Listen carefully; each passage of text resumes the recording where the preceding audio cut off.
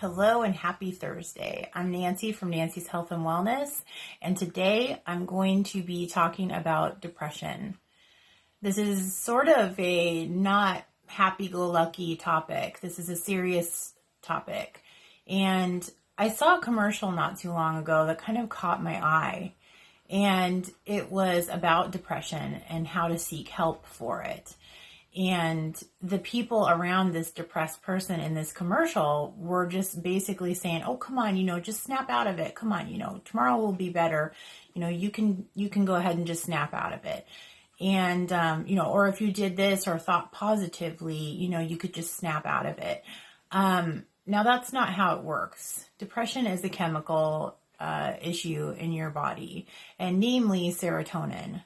And it's not a choice. To be happy and to choose to be happy is a choice. But depression's not a choice. Depression is something that happens to millions and millions of Americans and millions of people around the world all the time. And it's not their choice. It's not their fault. And they cannot just snap out of it.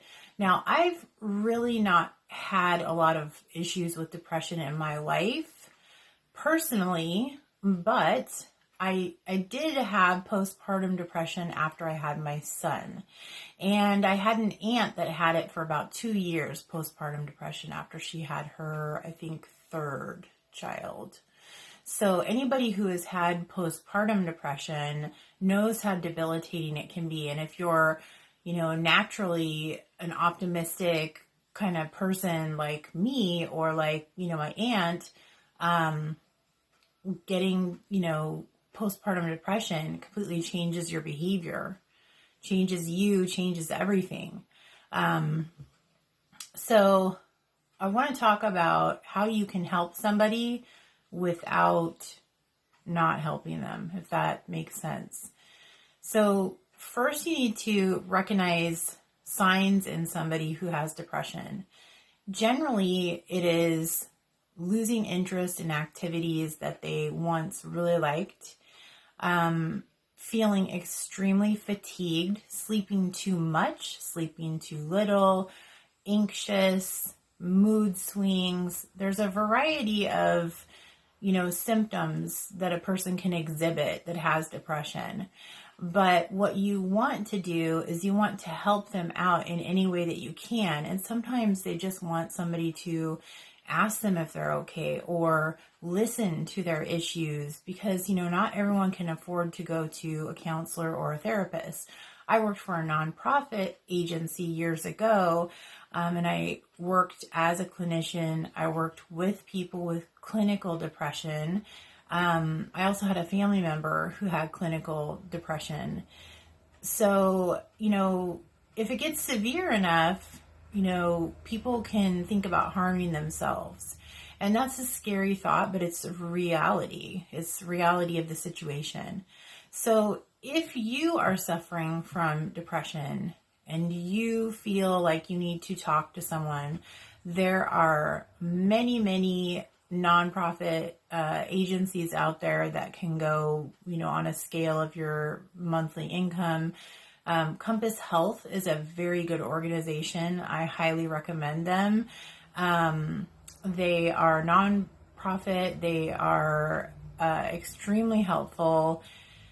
They have skilled clinicians, and I've had nothing but good feedback from people who have gone to services there.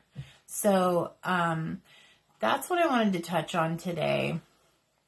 Another thing is anxiety. People suffering from anxiety. And this is something to take seriously as well. The best thing to do, I'm not a person who wants to just push someone into like taking medicine or something of that nature. If you don't have to, I like natural remedies instead. Like St. John's wort is a great herbal supplement that helps out a great deal if you suffer from depression. There are a lot of natural supplements out there. Also, here's the best advice you're going to hear. Go take a walk. When you walk, you declutter your mind. You don't have to go to a gym. You don't need fancy equipment, just a good pair of shoes, 10 minutes here, 10 minutes there. I know I say this all the time, but this has a lot to do with your mental health.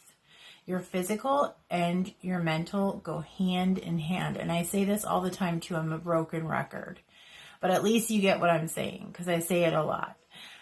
Also, your diet has a lot to do with your moods and your blood sugars.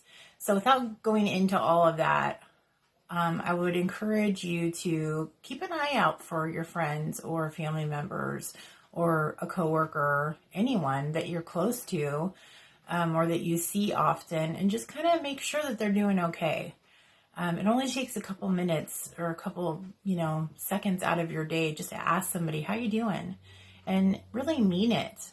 And, if you're lucky, they'll actually tell you how they're doing. So I hope that this has helped you, and I hope that this is some information you can take with you. And I will see you again on another topic here at the Wellness Site. Take care.